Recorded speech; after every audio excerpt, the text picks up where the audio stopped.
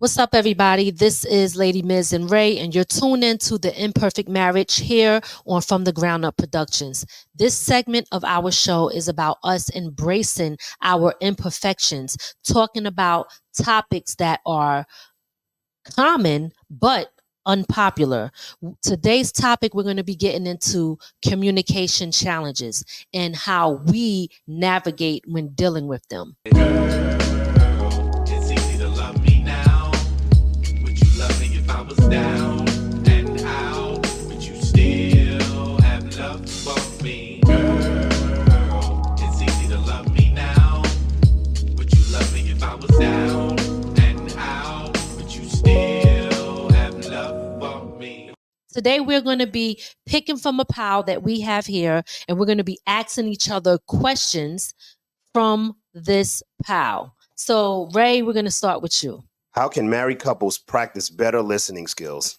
I would say having to practice better listening skills is to listen with intent. And when I say that, I mean listening with the intent of understanding what the person is saying. Even if you don't agree with it, because, sometimes we are so into our emotions that when somebody's talking, when we do not agree with it, we don't listen to anything that's being said. So the idea is that listening with the intent to understand. Okay. All right. So for me, I would say pretty much the same thing. Of course, you want to listen and make sure that you understand active listening, right? So active listening is really important. But allowing your partner, your spouse, to finish what they had to say without cutting them off. A lot of times people want to get their word in. They don't like what they heard. And I mean, we both have done it, right? They don't like what they heard. So the first thing they want to do is jump right in, cut you off, let you know where you're wrong, because they don't have any patience to allow you to finish what you're saying, right? So better listening skills to me would be like, be quiet and let me finish and really hear me and listen to what I'm saying. Don't just listen so you have a response to what I'm saying, right? Because we both done that too. I'm gonna tell you one of the things that I find that happen with us. Sometimes that you said to me that I'd be like, he's bugging, because that's not the case. Where you're like, oh, you're not really listening, because like sometimes I'm typing on my phone because I don't want to cut you off, and I know that probably comes off as rude, but I'll pick up my phone, and if you say something, I'll type like, okay, I want to reply to that. I don't want to forget it, because I forget a lot, and I want to make sure that I address something when it's my turn to speak. But I feel that you sometimes would say, well, you're not really listening and you're just listening to respond. Well, I am gonna respond, because that's where communication come in. So do you want to just talk, or do you want to communicate? Do you just want to be heard and then it's a period and the conversation's over? Or is this a two-way communication thing? So for me, again, active listening, let the person finish speaking, listen thoroughly, and when it's your turn, respond. But don't only focus on how can I say this? When people when people are talking, they'll just focus on pointing out why they do things the way they do it. Like if you complain about something that I did, right? How can I fix the problems that is happening? What are some of the things that you're talking about that you don't like about what I'm doing or I'm saying that I could fix? But a lot of times what people do is they'll say, well, yeah, well, you do it too. And now it becomes a back and forth thing.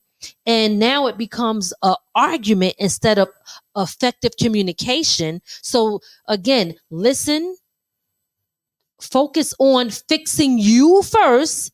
If somebody brought something to your attention, and then if you have a problem, then address that issue. That's what I feel about that.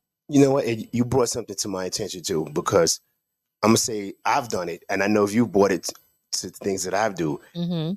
and it all depends on your partner. Like me, sometimes when you're talking, I'm trying to focus on what you're saying, and I may not be looking you in the eye. Yeah, I don't like that.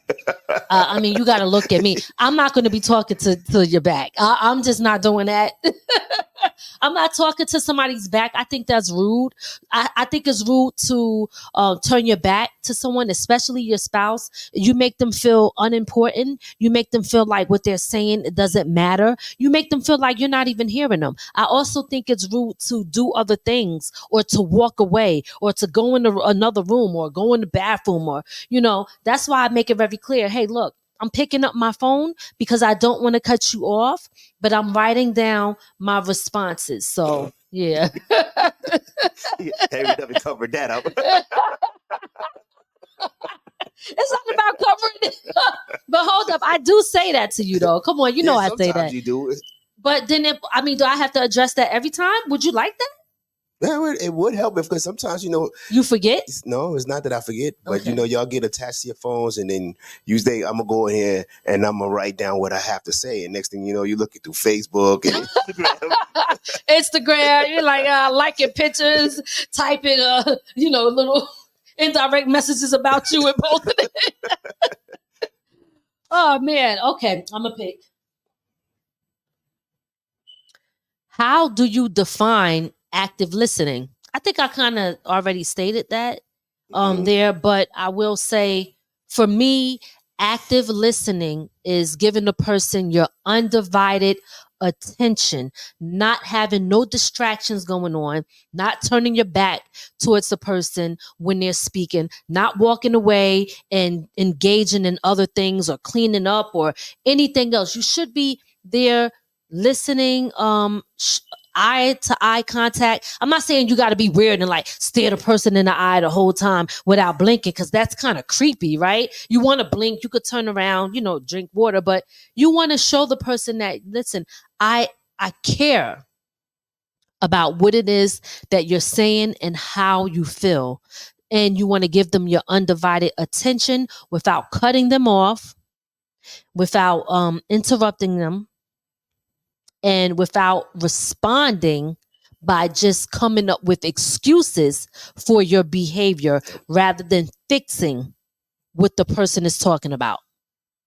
Okay, I would say, in my opinion, active listening also comes down to executing whatever your partner is saying they have an issue with, because that means you were actually paying attention to what was being said.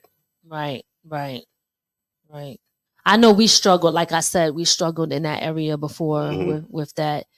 Because the first thing, again, and I'm sure like other people could relate, the first thing you want to do is defend yourself against something that somebody's saying that you feel is not true. So it's like, hold up, I can't let you keep going on because I'm not going to let this slide. I got to let you know that that is not true. But you can do that, but you have to make sure that you take everything in first. You know what I mean? Like, okay, this part is not true, but are you really looking at yourself to say, wait a minute, I do play a role. I actually play a role in what this person is talking about, what my spouse is talking about, what my partner's talking about.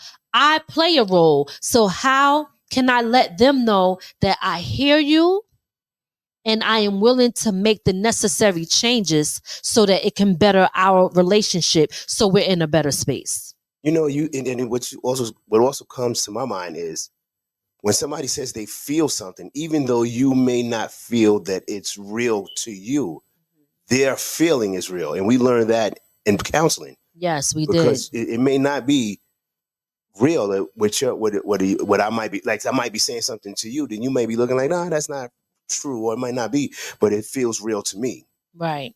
And that's what we have to learn about our partners and show that we're actively listening and understanding how they feel. And now, a word from our sponsors. It's time to break the chains that has love broken. Remember falling in love? The time y'all spent together? And despite those tough times, or when you may have hurt your mate's soul, continue to fight for each other's love. Love is real and accomplishes amazing things. It brings joy, but can also be hurt. Hold on to that paradise within your hearts It's time to fall in love again. Hey guys, if you want to sponsor our show or place an ad on our podcast, please contact us at fromthegroundupproductions@gmail.com, or you could give us a call at 845-288-2989. Let's collab and reach our audience together.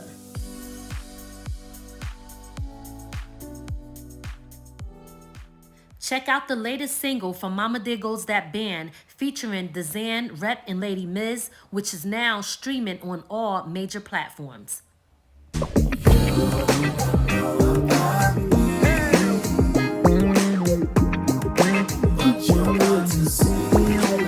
Talk Therapy with Lady Miz is back. Get ready for a powerful session that heal your mind and boost your finances. I'll be sharing valuable insights and discuss real life topics where conversation is the cure. So tune in to Talk Therapy, coming soon here on From the Ground Up Productions. Your man Big Stiggs coming in, letting y'all know October, the album is dropping, titled Hymn, Hymn, Humble Yet Musically Needed. My baby, my first solo album. Obviously, y'all have heard other tracks that I've been on with the Salvation Record family, my family. But this is my solo joint, you know. Hope y'all take the opportunity to listen to it. Appreciate it. God bless. And yeah, October, Hymn is dropping. All right, peace. Next question. What do you do when your partner shuts down or avoid talking? Ooh, this is a good one. Sound good for that. Yeah, I think we both do when we get pissed off, we just shut down. Mm-hmm. I know now I'm just ignoring you. When you shut down, I'm just looking at you like, okay, I'm not going to continue talking. Because I did learn that, you know, sometimes keep trying to push the issue on what you're thinking about. Once the person shuts down, you're not going to get anywhere. You're not going to hear nothing. They're not going to hear nothing because they're not trying to hear it at the moment. Right. I know that because I know that's how I've been. I know there were times where I shut down, and that's when I shut down. That means I'm done arguing. I don't want to fight no more. I'm walking away from you. What I do expect is eventually to realize that I shut down and come and try to smooth things out. And I think it should be on both people. Okay. For me, if you shut down, I feel like give you your space. Like I always felt like it's important to give the person the space that they need, because that might be them de-escalating. You know what I mean? That's their way of de-escalating or avoiding it before it blows out of proportion and things could go too far. Now the argument is bigger than what it should have been over something that's so petty that could be talked about. So I know for me, when I shut down, I feel like I'm gonna be honest, like you don't give me that space like that. Sometimes you want me to keep talking, keep going and keep doing. And you're like, oh, you're not talking now. But that's, if I'm not talking, because I know who I am and I know how my mouth could get, I feel if I'm exercising my right to remain silent, if I'm exercising my right to remain silent, you should respect that, because you got to know the person that you're with too, right? It's just like I know you. I know when you're getting to a certain point, I'm like, oh God, you know what? Like he's really freaking pissed off. Like I better leave him alone. You know what I'm saying? You didn't know that the other day. You talking shit. Wait, what day is this? What happened? I think 2 days ago. What happened 2 days ago? Because I don't know. It was something stupid, but it was look, see, you don't even. That's why I made sure. Yeah, you was. I probably walked away. I was like, let me just stop because she's talking shit, and she needs to get it off her chest, whatever it is. I don't even know what you're talking about. But I walked away. I was like, oh, good for you. Won. You did great.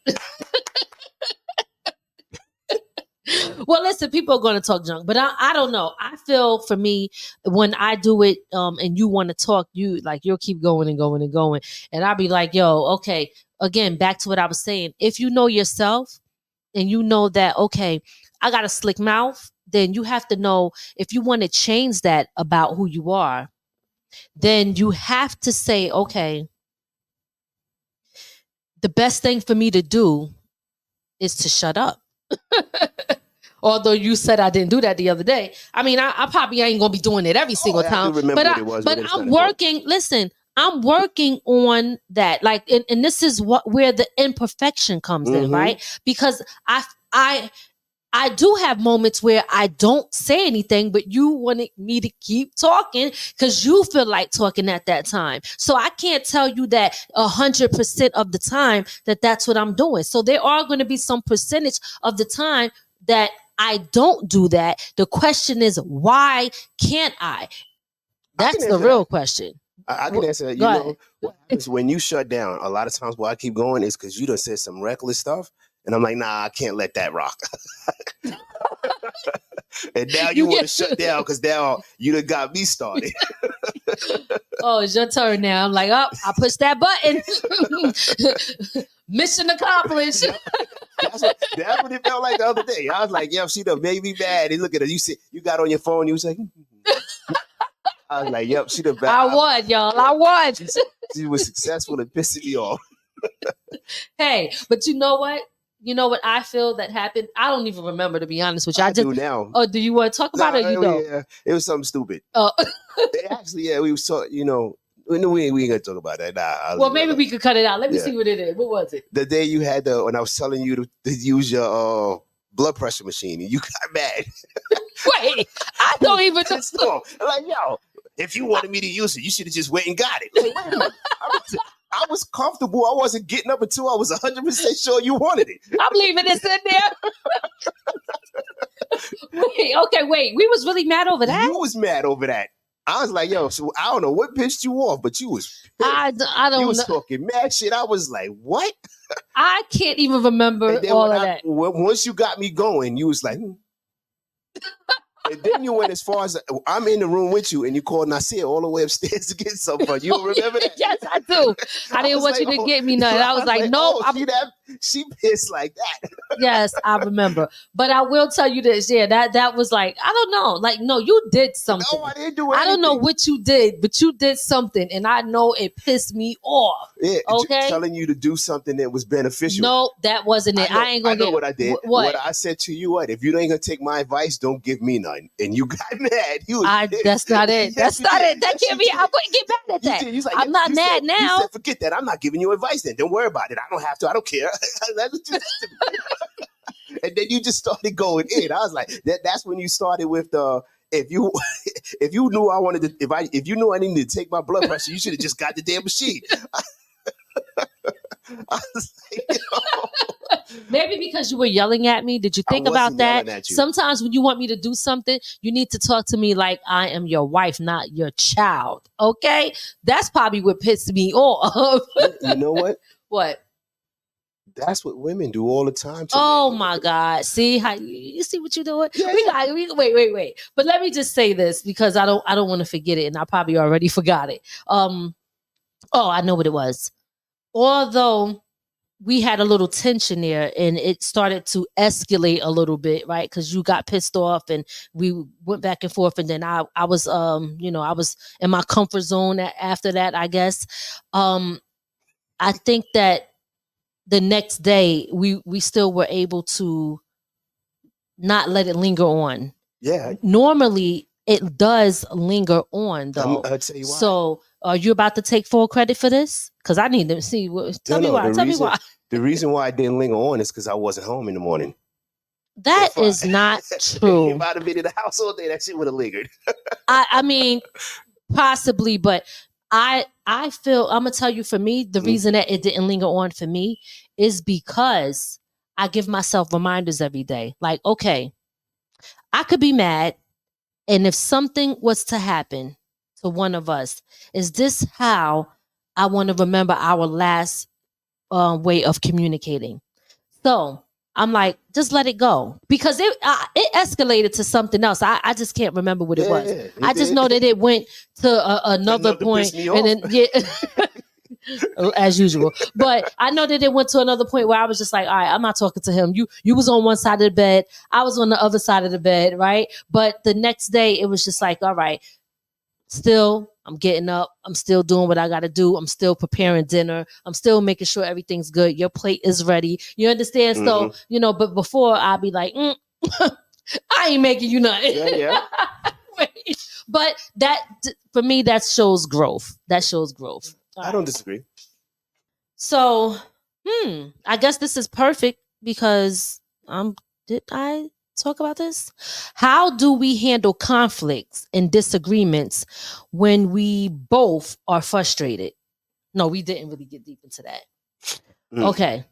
So, before we used to handle them by the way that we were used to handling them from our past, I would say, relationships, or even growing up, an atmosphere where we went to what we knew, which was arguing. Arguing, and next thing you know, our whole house is at a disarray, because when we are not good, the house is not good, and that the house is our kids, our family, inside and out, right? So meaning the family inside the house and the family outside the house. So now, or then, and this is being transparent, how we handle conflicts, or I'm not going to say, well, I am going to say how we handle conflicts, which was not good, was arguing, being petty to each other in the house, sometimes going on social media, making indirect comments, talking to other people rather than talking to each other, which is a big no-no, especially depending on who you're talking to, because it involves so many people up in your business because they're so happy to know that you have an imperfect marriage, right? Yeah. Instead of putting your ego and pride aside to fix the problem. I think lately we have been communicating a little bit better. We ain't fully there yet, but I do believe that we have been communicating a little bit better. And the way that we handle it now in a positive way is coming to each other and talking calmly. I think that has been one of the most effective things that work for us, because we both could be hotheads. We both are cancers, and cancers are extra sensitive. You know what I'm saying? Yes, you are. Okay. Yes, you are. And disagreements, I mean, it's pretty much the same thing. So that's what I have to say about that. I would say, and I would agree with you on what we it has to make a safe space, and that's what we've done lately is make it a safe space to have a conversation, whether you like it or not. If you're married or you consider this person your spouse or your husband or wife, they should be able to discuss anything they feel or they want to and feel safe to have that conversation, regardless of whether you like it or not. Because I know we've had conversations with me where I ain't like nothing, pissed off, but it should be safe to say it.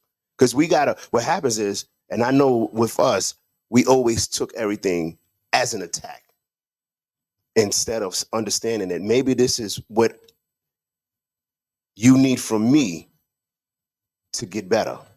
Right. Okay. Safe space, definitely. All right. Last one. How do we manage misunderstandings that linger?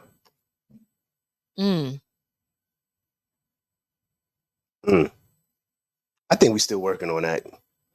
Because sometimes some misunderstandings, like I know I've accused you of it of many times of, you go out of your way to misunderstand me. And I say it because I'll be feeling like sometimes, and it may be the man-woman thing, because I may say something in a way that another man would understand it and fully understand what I'm saying. But women would be like, but I don't know. I think right now, I don't think I don't find that we've had anything lingering because we spent a lot of more time saying what we feel without we trying to creating a safe space to say what we feel so that it doesn't linger. Okay. For me, I would say um before it used to be avoidance. Avoidance was one of the negative things that we did, which is why it was lingering in the first place. So when you don't like you said, create a safe place to discuss something, then it is going to linger. You know what I mean? Mhm. You know, you're not going to feel comfortable to be able to express yourself because you're going to feel like maybe the person's going to feel like you're attacking them, or you know, vice versa. So handling it now, it goes back to communication. So I do believe that we still are working on that because there's still some lingering things, right? So holding on to stuff from the past, I know that I'm good for that. I'm not going to act like I'm not, because I am. Like I have a hard time with letting go of things that I felt hurt me, or was trying to hurt me, even if it didn't hurt me. I'm very protective of myself, as I should be. I mean, what human being wouldn't be like that? So I know that we tried marriage counseling to deal with those lingering things. Learning how to forgive is another thing. That's another thing we're working on. Mhm. Another thing we're working on. Knowing how to forgive, learning how to let go, learning how to be understanding to what you feel. You know, so that's some of the things that I feel that we or I, because it said, you know, we're speaking as, you know, for ourselves, how we handle it. That's how I handle it now. That's how I'm trying to handle it now.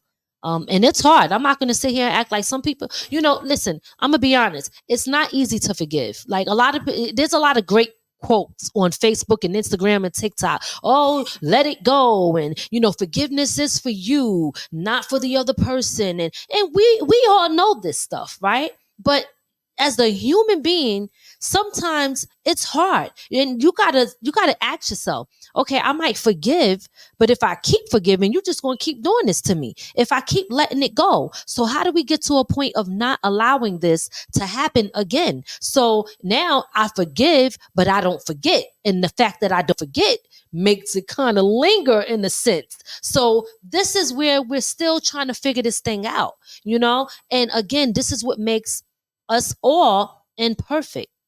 It makes us all imperfect. There's no such thing as perfection in a human being, and that is okay. We are all unique and special in our own way. We don't have to be perfect, but you just have to be the best version of yourself, the best person that you can be. And if a person loves you, they accept you like that. So at the end of the day, and I say that a lot, and I'm trying to get away from saying that.